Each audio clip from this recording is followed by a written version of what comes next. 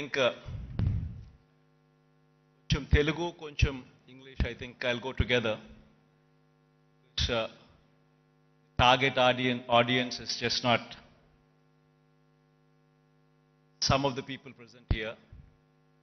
But I'd like to take this message all across the state of Andhra Pradesh.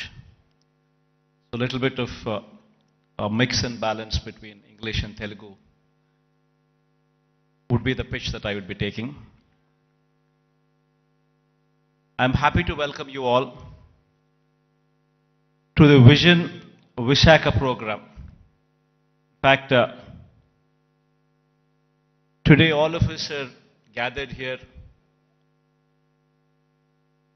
to discuss about what Visakhapatnam means to all.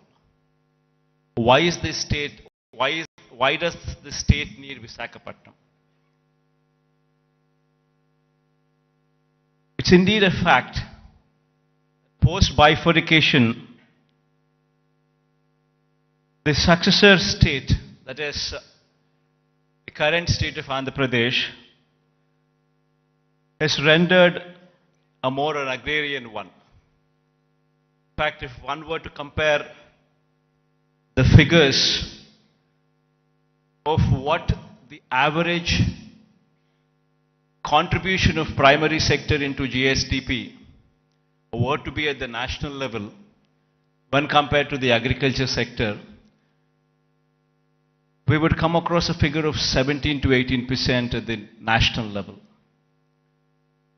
Whereas when it comes to our state, we're talking about a figure of 35%. On one side, it is a projection that we are an agrarian state. But on the other side, it poses a challenge that no state can survive with these numbers until and unless the secondary and the tertiary sectors grow. And the contribution of the primary sector, that the agriculture sector, comes down. That means the growth should take place in such a way that the secondary sector and the tertiary sector continues to grow in a much faster pace than the agriculture sector. Only then we would be in a position to address the challenges that are posed. Only then you would see better growth rates. Only then you would see a situation where you can talk about economic boost. In fact, so much so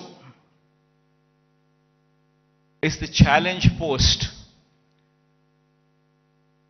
by the bifurcation that in fact we have lost out on Hyderabad. Now why is it that Hyderabad is so very important to us? And why is it that we losing Hyderabad has an impact on the state? Every state, for it to progress, you need to have an economic engine. And that economic engine, for decades, to our erstwhile state, was Hyderabad. In fact, to give a perspective, the central government those days used the public sector as the main vehicle to stimulate economic growth. In fact, if we were to see the institutions such as IDPL, NMDC, NFC, IICT, and so forth, they were all set up in Hyderabad. Because of the fact that public sector undertakings, these huge investments, came up in Hyderabad, Hyderabad as an area grew beyond any other place in the state. That is the reason why, but once these kind of institutions come up, then automatically it leads to a transformation. It leads to better salaried employees coming out of that location, coming out of that place, which in turn leads to a a cyclic effect where better institutions would come up, overall economic growth takes place, and then the city starts moving and growing. Unfortunately, for us, it so happened that 90% of the entire PSUs, which to the erstwhile state of Andhra Pradesh, have all come up only in Hyderabad.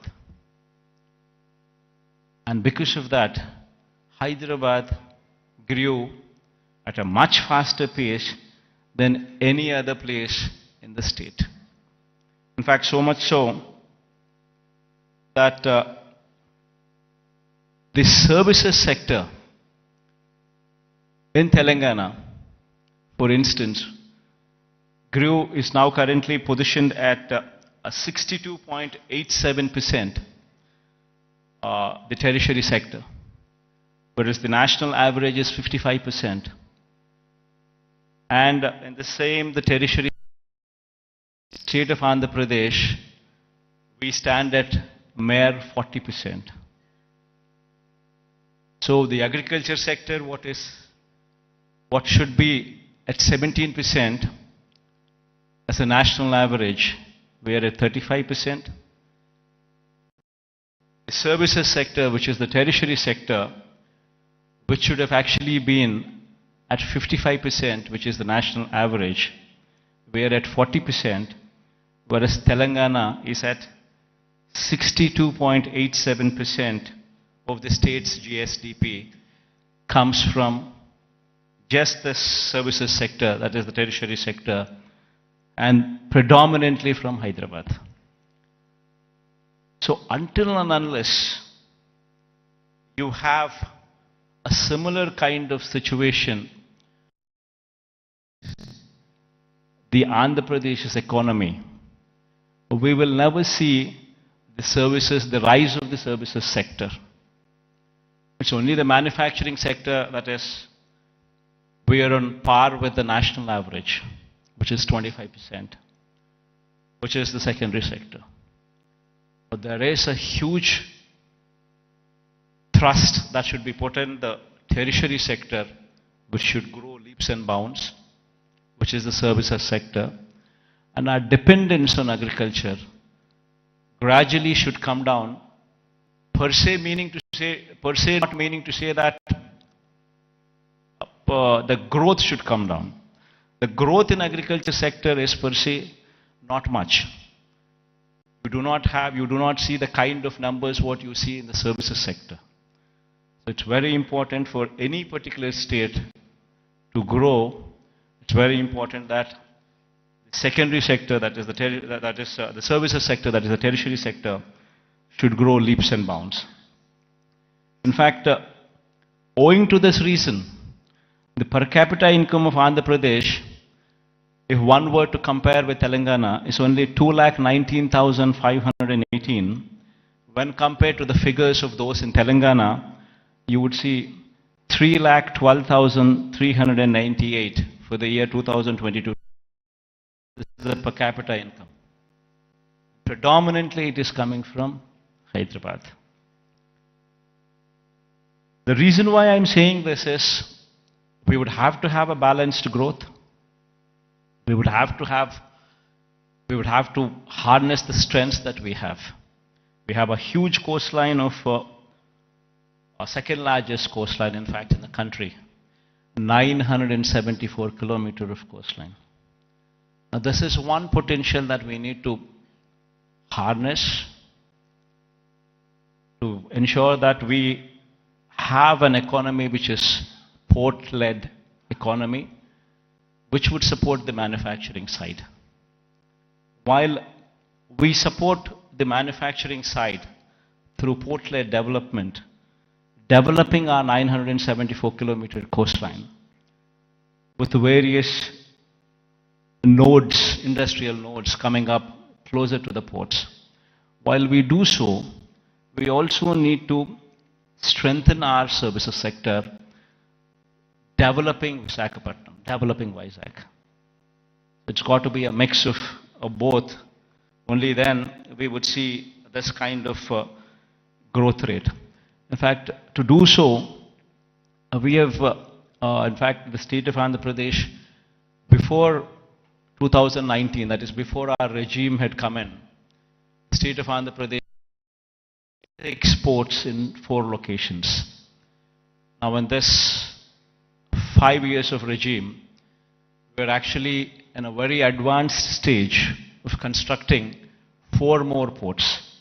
In fact, at a rapid pace, the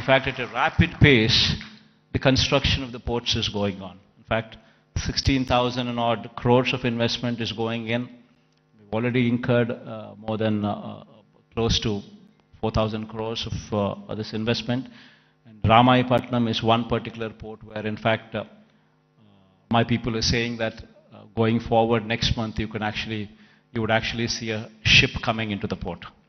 So much so, in progress, one can also see if one were to visit these ports, be it Visakhapatnam port, which is going at a massive pace, be it the Machilipatnam port, which is also progressing at a very, very brisk pace. So is the progress in Kakinada also. It's a private port though, Kakinada being. And then the Mulapeta port coming up in Srikakulam is also moving at a very, very brisk pace. So 3 of them are coming up in government sector, 1 of them is coming up in the private sector. All 4 are moving in a very, very brisk pace. So what we're currently doing is developing what we had 6 ports earlier in 4 locations. We're developing. And then we're building 10 fishing harbors to support blue economy. We now currently have every 50 kilometers one travels through the coast. Every 50 kilometers you would either see a fishing harbor which is being constructed, or a port which is in existence, or one being constructed. So every 50 kilometers per se, you actually have a booster for the economy currently in the state available. We're also building 6 fish landing centers as well. And then there is a lot of focus on greenfield electronics manufacturing cluster, development of nodes which is taking place. This greenfield electronics manufacturing cluster is coming up at Koparthi and YSR district, and industrial parks in Achutapuram, Orvakallu and Krishnapatnam. These are all several steps to ensure the development is more balanced across the state. In fact, as I've said, as I've been speaking, such is the proactive nature of the government, and such is the conducive business-friendly environment prevalent in the state, that consistently for the past 3 years, in the category of ease of doing business, the state is rated number 1. This is one major achievement that the state can boast about, trying to showcase that we per se are very friendly to environment, very friendly to industrialists. Now, having said that, it has attracted almost 13 lakh crores in the Global Investors Summit, which we concluded last year. 352 MOUs were signed, an employment potential of close to 6 lakhs.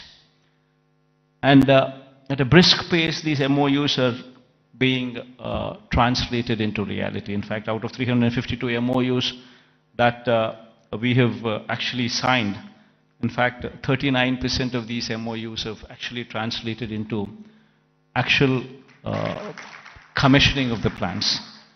So at a brisk pace, these things are happening, and we have also been, the economy per se, if one were to look at it, just doesn't come with only the elite or the aloof or the big manufacturing sector alone coming up. It's got to be a mix of everything. In fact, so much so that I would say that the state government has implemented in these 5 years several welfare programs orienting them towards sustainable self-employment. In fact, every scheme of the state government, if one were to notice the schemes, especially the welfare schemes, one would be surprised to see what kind of a transformational bearing these schemes have. To begin with, everything is DBT, direct benefit transfer, where there's no middleman in between, where everything is transparent and there's no corruption there. Now, having said that, every scheme is hand-holding women. So much so that every scheme is translating. See, for instance, I speak about Cheyuta as one particular scheme. The scheme actually narrates hand-holding women, the same particular woman, consistently for 4 years, every year giving 18,750 rupees for the same woman. So in 4 years' time, you actually handhold the same woman, giving every year 18,750 to the same women. While we are doing that, we ensured that there is a bank tie-up also coming into picture. We've also ensured that big companies, starting from Amul to ITC, to Reliance, to Procter & Gamble, to such kind of big companies also partnering with these women in sharing opportunities, in showing them livelihood opportunities. So it's a mix of the same women so that these women stand on their feet. Likewise, if one were to see every scheme that the state government has been undertaking in these 5 years, every scheme is a combination of livelihood opportunities, either provided to strengthen the current existing livelihood opportunities or to create new ones. In fact, if one were to actually look at how the employment cycle goes, most of the employment cycle doesn't come from government employment. Government employment per se, before we had come in, probably we had 4 lakh jobs in government sector.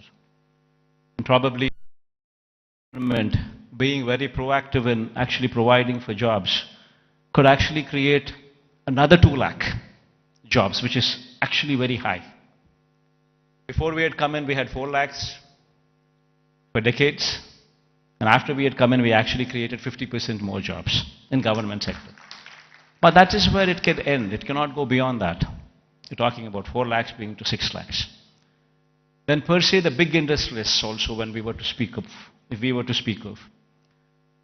one were to see the translation of opportunities of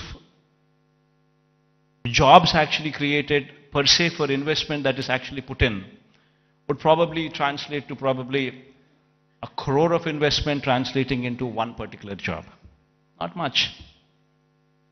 Maybe adding to another 2 or 3 lakhs, not beyond that. The major contribution comes from 3 other sectors. One is agriculture, which actually constitutes 62% of the workforce. Now, what we have done is support agriculture, where, in fact, the best part in agriculture is, the challenging part in agriculture is, even though the fact still remains that 62% of the population depend on agriculture, the fact is, 50% of the land holding is less than 1.25 acres, that is half hectare.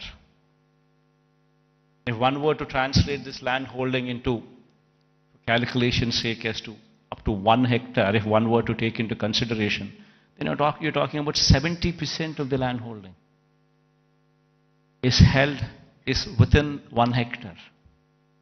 We have very small and marginal farmers, and if these small and marginal do not make money, the economy is shattered.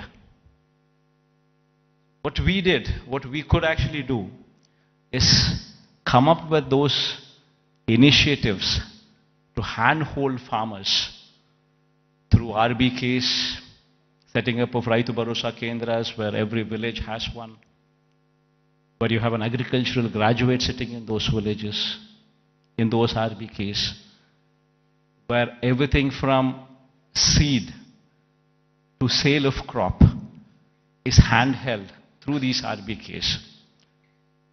And with such kind of micromanagement, also incentivizing farmers with production incentives as well, that farming sector could survive. This is one major sector which actually comes to give you a support for the employment. Then the other major sector, which is another sector which actually supports, is MSME. MSME is also the one word to speak of, talking about if industries, mega industries, big industries constitute maybe 3 lakh, 4 lakh jobs. You're talking about MSMEs which actually constitute more than 30 lakh jobs. There per se, the employability rate is more.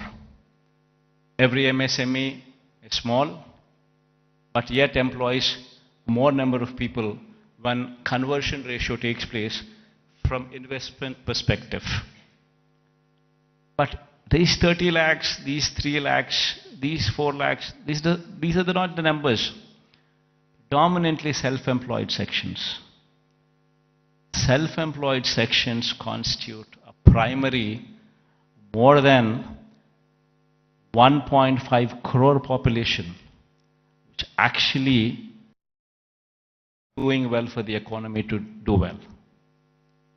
And through various schemes, various platforms, we've ensured that these self-employed sections are handheld, given support through various schemes. You know, I'll give you an example. Before we had come in, we were talking about self-help groups, which actually constitute more than 1 crore of women. Before we had come in, these self-help groups had an NPA and outstanding loans to the extent of 18%. Today, the same self-help groups, the outstanding loans and the NPAs, if one were to look at in this sector now, it is just 0.3%. And 1 crore of women livelihoods are dependent on that. Same word, if one were to see the same thing, in every scheme like Vahana Mitra, which talks about self-employed sections who actually are driving the cabs or actually driving the autos. If economy there fails, the entire state fails. We're talking about barbers. We're talking about so many sections running into lakhs and together running into crores, which actually have been supported so as to render phenomenal growth rate. In fact, when we had come in 2018-19, our state was figuring probably the least among the states in growth rate, in GSDP growth rates. The last year numbers, if one were to say, we are figuring in top 5 states in the country. If GSDP growth rate were to be figured in. Similarly, every initiative that we've taken in supporting every sector, the MSMEs for instance, our state can boast about that we had ensured that timely MSME incentives were given even during the times of COVID. That actually protected the MSME sector, so much so that today the kind of growth that we have seen in MSE sectors was so unprecedented in the state of Andhra Pradesh. In fact, the reasons have resulted in the state's manufacturing GVA, when viewed as a percentage of India's manufacturing GVA, increasing to 4% during 2019 to 24 from the corresponding figure of 2.9% during 2014 to 19. That was the previous regime. That is the kind of GVA contribution. State's manufacturing GVA to a percentage of India's manufacturing GVA, if one were to compare. We're actually contributing 4% now versus in the previous regime contributing to only 2.9% in those days. As I've said, the state's services sector contributes to only 40% of the state's GVA when compared to the national average of 55% and when compared to Telangana's state's average of 63%. Now, this is a position that was occasioned by the state's bifurcation that has deprived Andhra Pradesh of Hyderabad city and the economic benefits associated with it. Now, how do we bring about a change that would actually help boost the state's economy? Now, what do we do about Vizag? Now, how do we boost Vizag's growth story so that ultimately we come across a situation where at least 10 years down the line, starting today, at least we compete with Hyderabad or we compete with Bangalore or we compete with Chennai. So what exactly does Vision Vizag, Vision Visakha mean? So until and unless we think in those terms, until and unless we have passion for this particular place, for this particular city, this vision can never be visualized, can never be obtained, can never be realized. A lot of people, in fact, when I speak of these words, when I say the first thing what anybody should be doing is to come and stay here as a chief minister. If I were to say this, unfortunately we have an opposition in the state. We all and also a negative media with vested interests who support the opposition. I think many of you also are aware of it. That they make such a hue and cry that, in fact, that we shifting over to Vizag, they try to make an issue out of it, saying that somebody is coming to Vizag because they want to grab the lands here. They want to do that, they want to do that. And these kind of stories shamelessly are written, shamelessly are projected. And all for what? So they don't want the chief minister to come here. They go to the court, court cases are filed.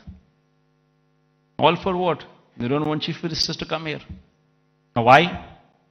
Because if the chief minister comes here, will grow. Because there's ownership which is going to come for this area. There will be a christening of the city as executive capital.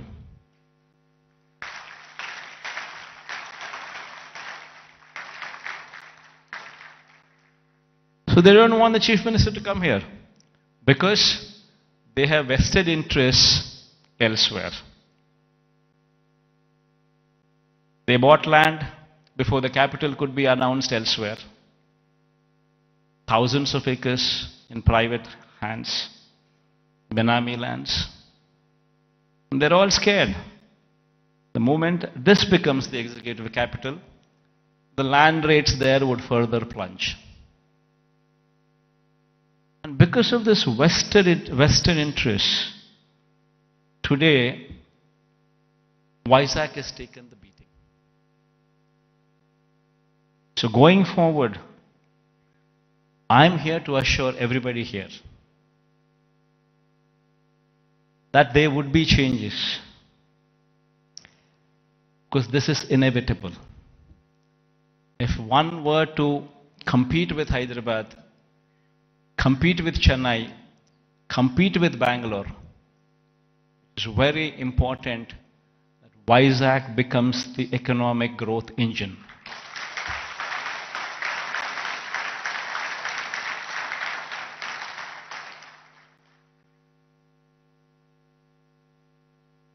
That is it. In fact, if I were to have any vested interest, probably I would be speaking about Kadapa.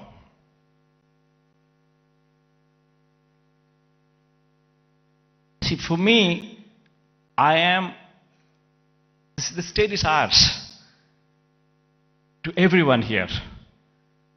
And one in my place should think in terms of what is good for the next generation. How would we want our children to be positioned? How are the state's revenues going to be?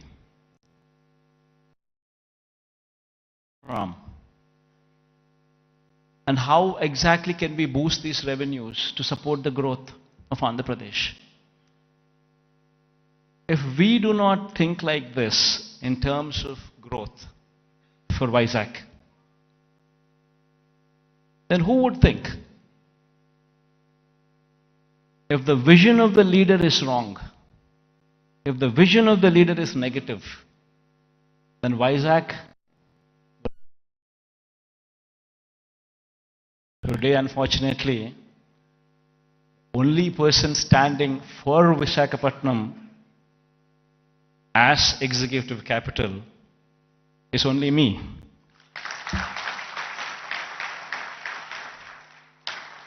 Unfortunately, this is the reality. Fighting against the entire opposition, fighting against vested interests of the media, everybody wanting that Visakhapatnam is not declared as executive capital. This is the reality. Everybody should keep this in mind, understand this reality. Now moving further, Vizag would have to develop. I'm assuring you, cases going on, we have so many people trying to oppose everything. But I'm assuring you, post-election, my stay would be in Vizag.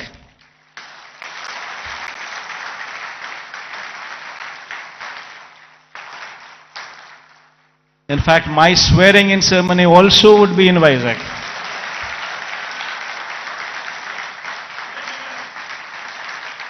This is my commitment to Vizag.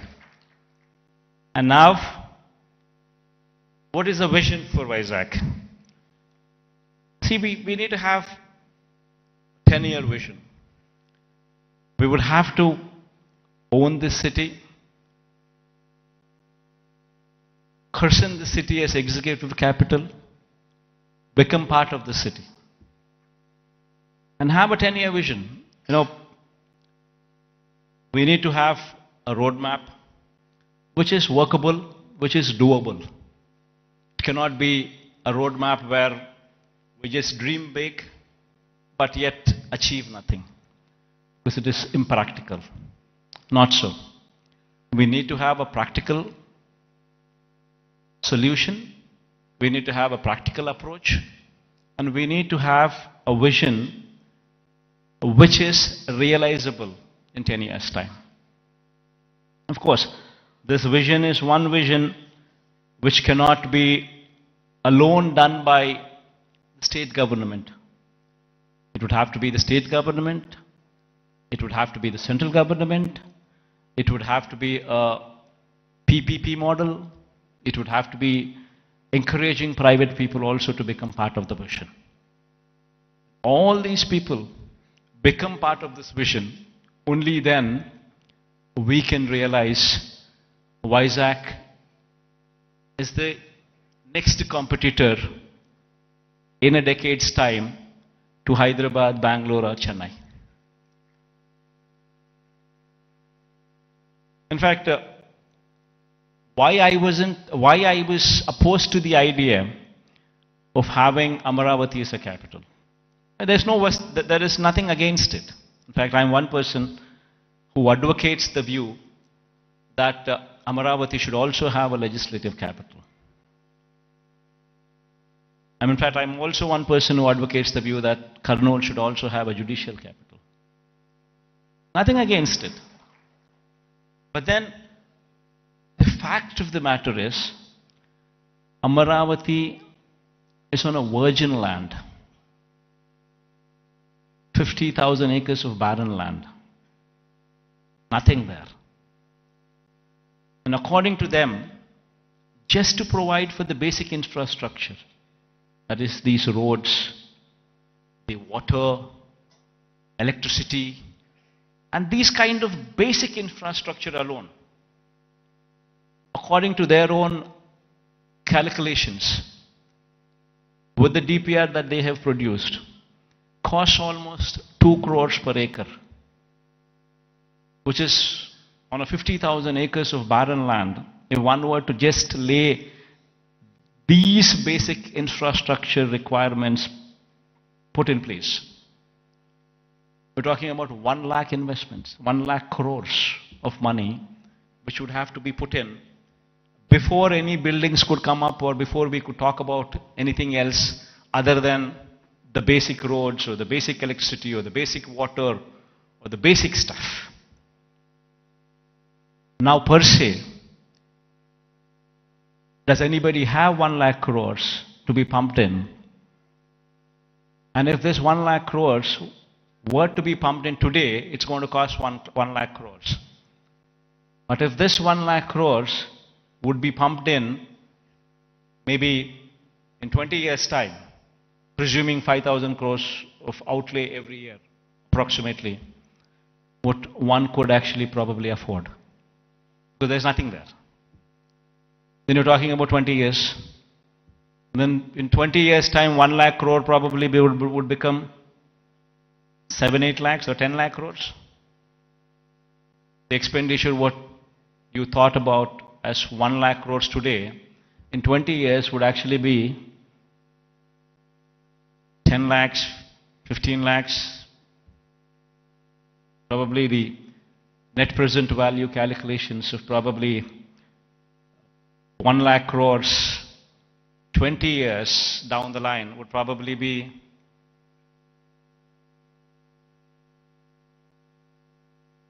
one were to calculate 1 lakh crores today, 20 years down, it would be 10 lakhs, 15 lakhs, 20 lakh crores. And which is going to be a dream chasing. You would never be anywhere. That is the reason why I say I'm nothing against it. It's only something that we can't do it. Whereas here in Vizag, we have a place which already has this basic infrastructure. We already have roads. We already have good roads. We already have electricity, good electricity. We have good water connections. We have good everything. Basic infrastructure is already put in place. So all what we need to do is, given that finishing touches, just give it a little bit of finishing touches, and it would transform into something much, much, much bigger. And what are those finishing touches that we need to give? An iconic secretariat. The moment we shift here and christen it as executive capital, you obviously would have the entire employees also come and station here, for which a secretariat building. Why construct an ordinary secretariat building? Construct something iconic, which would stand out, which would attract the entire country to see. An iconic secretariat, an iconic convention center. People talk about one of Geo Convention Center. The latest, the biggest, the best. These are the names that they give. If we have something like that, not much of a cost. Why can't we have one here so that the entire world, entire country looks up? Iconic stadium. There's one in Ahmedabad. Investment is probably 800 crores, 1,000 crores. Not much of an investment. But the entire country talks about it. Entire country talks about that stadium. And whensoever a match is played between the countries, that stadium is glorified. It is spoken about by the entire country. Entire world sees that stadium. All these that I speak about are iconic. All these, if they were to be commissioned, would actually pitch Vizag on the global scale, would draw eyeballs not only of the country but the whole world to actually look at Vizag.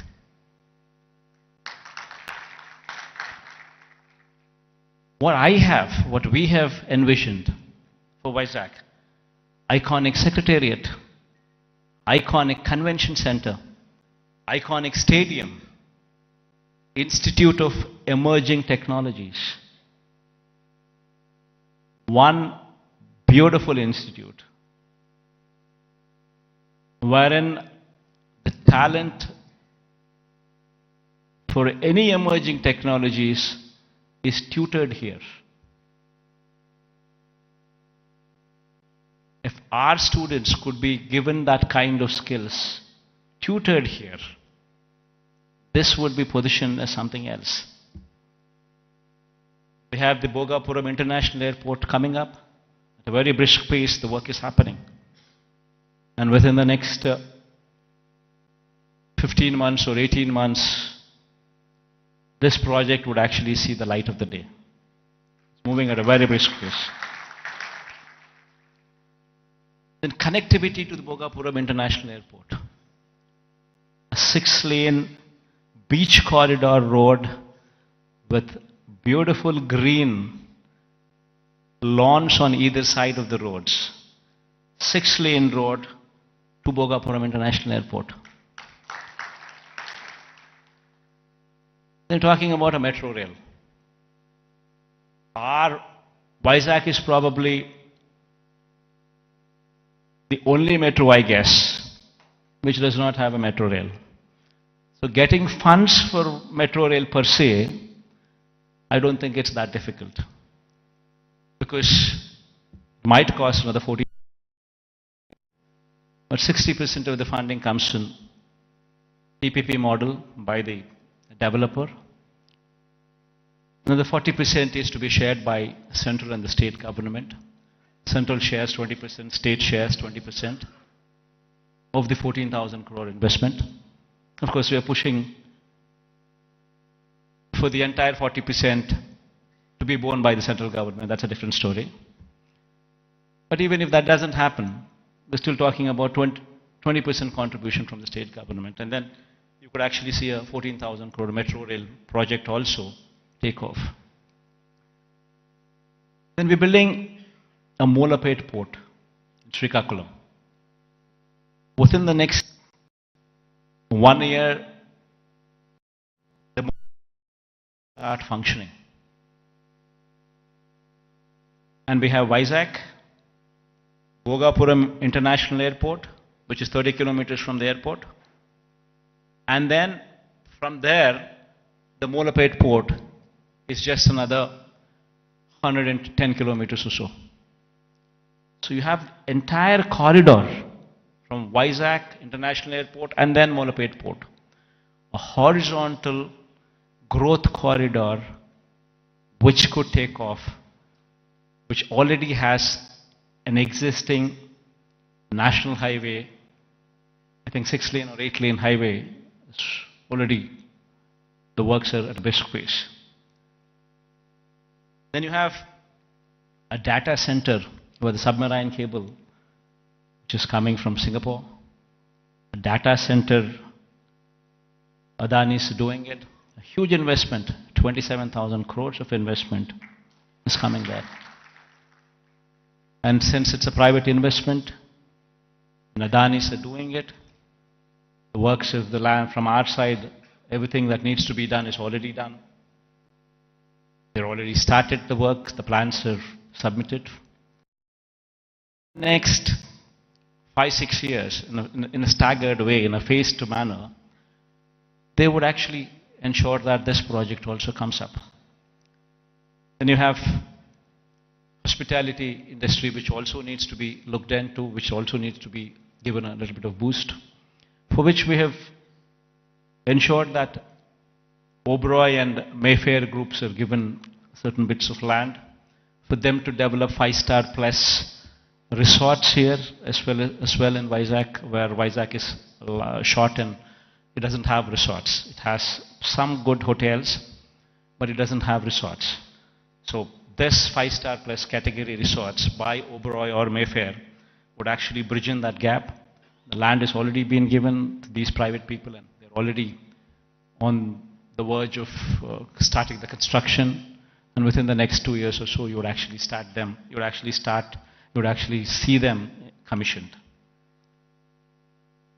Then NTPC Green Hydrogen Project. This is also around about 30,000 crore investment of NTPC.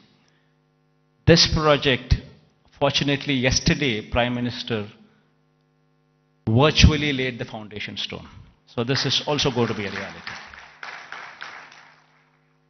So all these that I just spoke about, they're not things that cannot be achieved. All these things can be realizable. Within the next 10 years, in a staggered manner, we would see all these things coming up. Because all these things that I spoke about are not big. Something which is unimaginable. No, not so. All these things are realizable because they're not something, they do not post those numbers which would actually say they are not realizable. And there is of course one aspiration what I'm trying to negotiate with the Prime Minister also. This thing goes well, we would have this as well. A high-speed rail corridor from Hyderabad passing through Vijayawada, then Vijayawada to Bangalore, passing through Kurnool and Kadapa. But this is an aspiration. If it happens, it happens. Even if it doesn't happen, 10 years is a big enough span for us to pursue that it happens. Even though this is an aspiration currently with us, the rest of the stuff that I spoke about are all realizable. So with all these things coming up in Vizag, and the Chief Minister coming and stationed in Vizag, it would attract a lot of people to come and settle down in Vizag as well. And Vizag in 10 years' time, with all these iconic buildings taking shape, would actually compete with the best in the world, with the best in India, definitely for sure. In fact, my people have gone ahead and given a presentation to this effect. We can all watch, myself included. I'll also be sitting with you on the other side.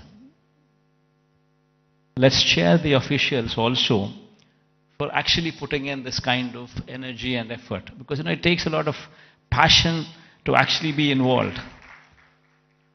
What needs to be done for Vizag, how do we do it, and it takes a lot of passion. In fact, when I was asked to come here, I said fine, because looking at their passion, I wanted to encourage them as well.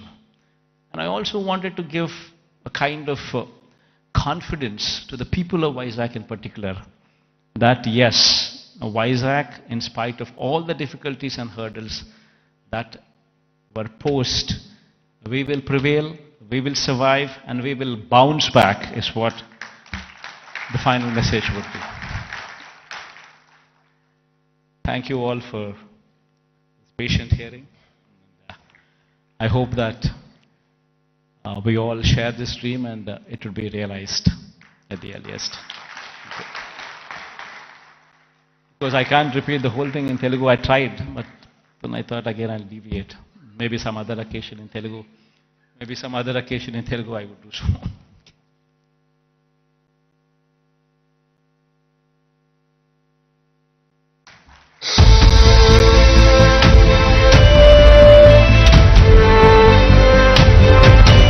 Thank you very much to the Honorable Chief Minister for that really confidence-inducing talk about his vision for Visakhapatnam and thereby the development of Andhra Pradesh. Truly, truly confidence-inducing and very, very inspiring. Thank you very much, sir, for the confidence-inducing talk on your vision for Andhra Pradesh. And thank you for joining the audience. It's a privilege for all of us that you will be watching the AV with them. I would now like to call upon Sri Lakshmi Ma'am, Special Chief Secretary, Department of Municipal Administration and Urban Development, Government of Andhra Pradesh, to please come on to the dais and make the big announcement of the day and launch the AV.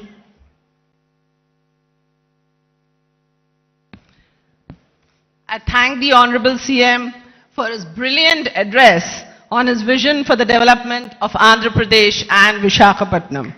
As part of the development roadmap of the state, we now present the development plan for the next 5 years for Visakhapatnam and its hinterland, a magnificent film titled Vision Visakha. The film encapsulates the plans for the development of Visakhapatnam by the government by partnering with the private sector, by facilitating the private sector to grow, and also by taking up various schemes by the government. Honorable Chief Minister and august members of the audience, I now present to you Vision Visakha. There are very few cities that have emerged as the business and financial nerve centers of the world. New York, London, Frankfurt, Dubai, Hong Kong and Singapore have established themselves as prominent global centers for commerce and finance. In India, Mumbai on the west coast has emerged as a major business and financial center. However, its rise has now been constrained by overpopulation, lack of ease in doing business, infra congestion and limitations in real estate.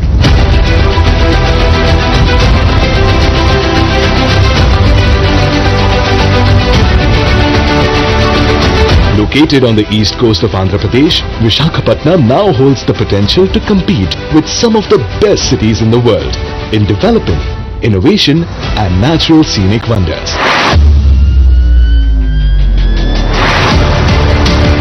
Rightly assessing the potential of Visakhapatnam to become a global cosmopolitan city and the enormous opportunities for it, Andhra Pradesh Chief Minister Shri Y.S. Jagan Mohan Reddy has conceived the outstanding Vision Visakha.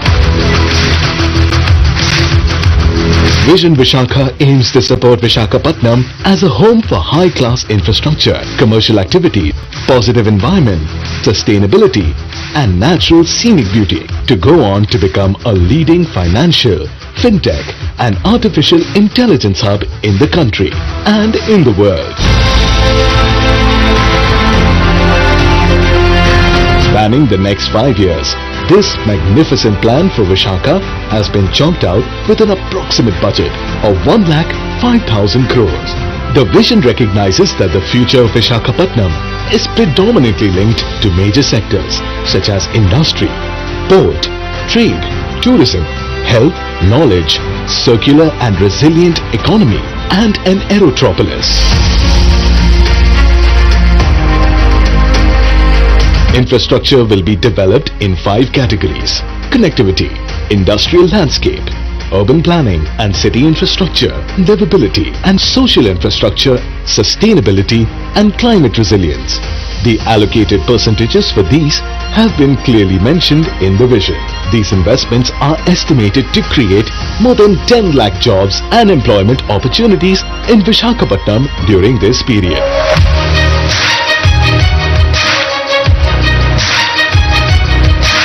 Connectivity infrastructure projects in relation to national highways include 12 flyovers, 6-lane beach corridor, 6-lane road from Sambhavaram to Sheelanagar, and road construction projects from Sheelanagar to Visakhapatnam port.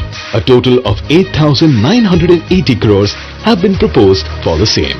With respect to the road network, a total of 12 projects including new roads, widening of roads, footpaths, facilities at junctions, pedestrian requirements, alternative route to Simhachalam, rail overbridge, bus shelters and more have been proposed with an investment of 1,906 crores. Freight corridors and railway zone includes new South Coast Railway Zone and freight corridor from Sondyam to Simhachalam that will be undertaken at a cost of 196 crores. 14,309 crore rupees have been dedicated for the Visakhapatnam Metro Rail project. To secure a solid connection between Visakhapatnam and the world, Shri Y.S. Jagan Mohan Reddy has laid the foundation stone for Bhogapuram Airport with a budget of 4,727 crores. A total of 33,080 crores have been allocated for over 30 projects in Vizag region, including 20,225 crores for the establishment of NTPC Hydrogen Park.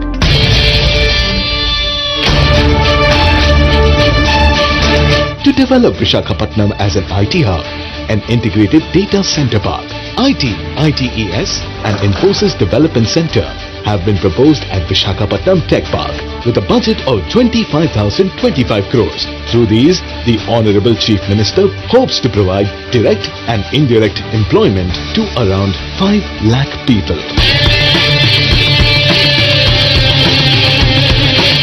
Foreseeing the need for uninterrupted power supply to attract investments, Shri Y.S. Jagan Mohan Reddy allocated 3,166 crores for various electricity projects in Visakha Vision.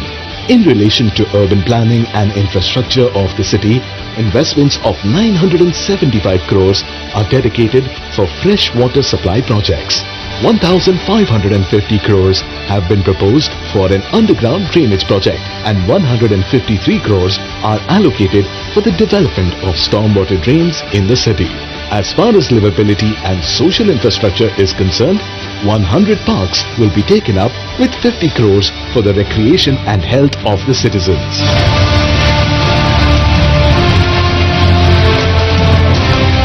$150 lakes will be developed in a phased manner in the city with a sum of 250 crores. Regarding sports facilities, 7 stadiums will be developed with a budget of 169 crores.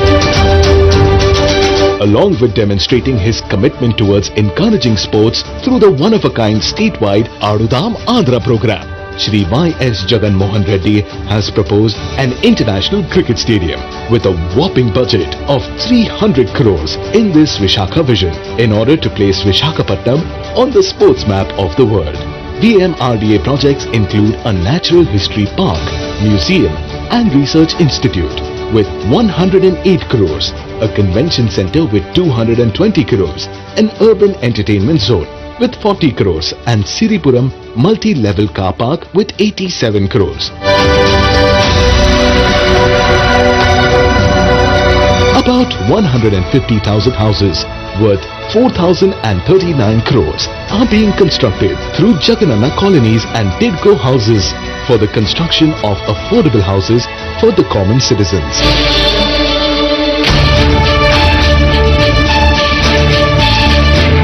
Visakhapatnam has unlimited opportunities in the tourism sector. With more than 30 beaches to attract tourists, there is no area better than Visakhapatnam for tourist development. Visakhapatnam owns tourist attractions that are proposed to be developed with around 1,500 crores. Apart from that, major star hotels like Oberoi, Mayfair will also be facilitated to attract global tourists to the city.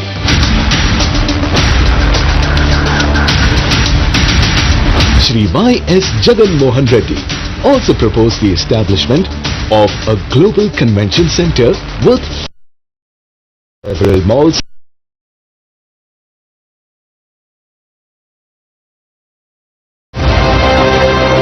under the infrastructure for Eco-Vizag, clean energy. 178.22 crores have been proposed for the development of Nagar Banalu, Mudassarlova and Meghadrigadda floating solar plants, 2- and 3-wheeler electric transport projects. Chief Minister Y.S. Jagan Mohan Reddy's impeccable foresight resulted in a magnificent mission to develop Visakhapatnam into a global city with spellbinding amenities. A successful realization of this vision is destined to make this city of destiny a remarkable cosmopolitan center in no time.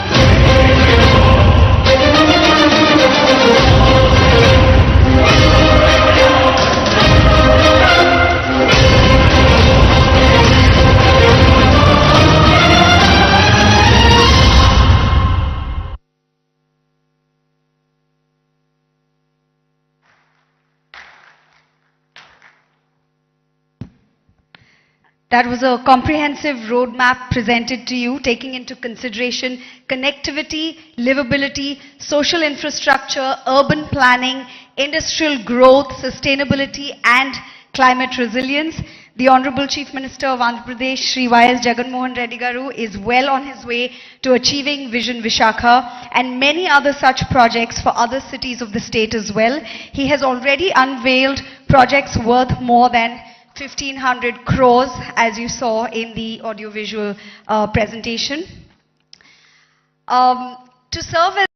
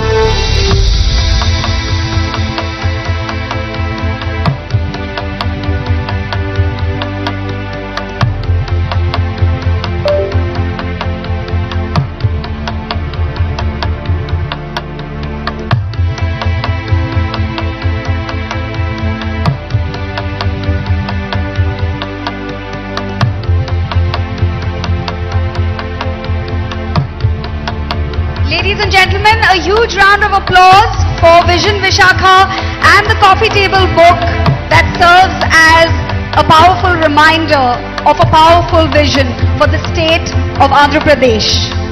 Under the able leadership of the Honorable Chief Minister, Shri Y.S. Jagan Mohan Reddy Garu.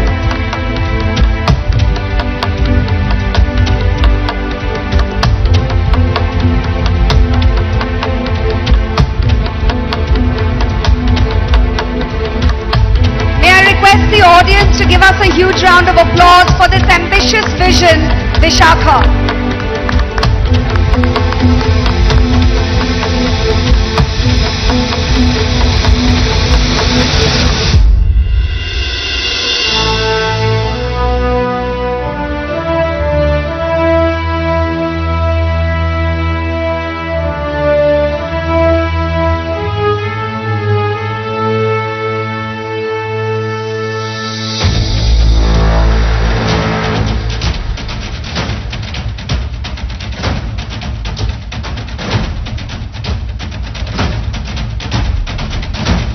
Thank you so much, sir, for inducing this audience with your confidence, your passion for your vision, Visakha.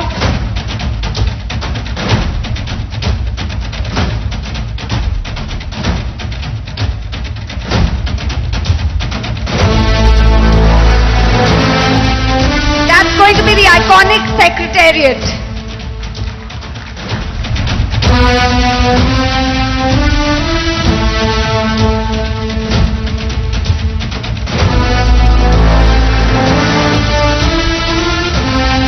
The iconic secretariat that will lure the eyes not only of the entire country but also of the entire world, as shared in Vision Visakha by the very driven, young, dynamic leader of Andhra Pradesh, the Honorable Chief Minister Shri Y.S. Jagan Mohan Reddy Garu. I would also like to thank Shri Budimuthyala Naidu Garu, Deputy Chief Minister of Andhra Pradesh, Shri Gudivada Amarnath Garu, Honorable Minister of IT and Industries, Srimati Vedadala Rajani Garu, Honorable Minister of Health, District in charge, Shri Adimulapu Suresh Garu, Honorable MAUD Minister, Shri Y.V. Subbareddy Garu, Honorable MP of Rajya Sabha, Shri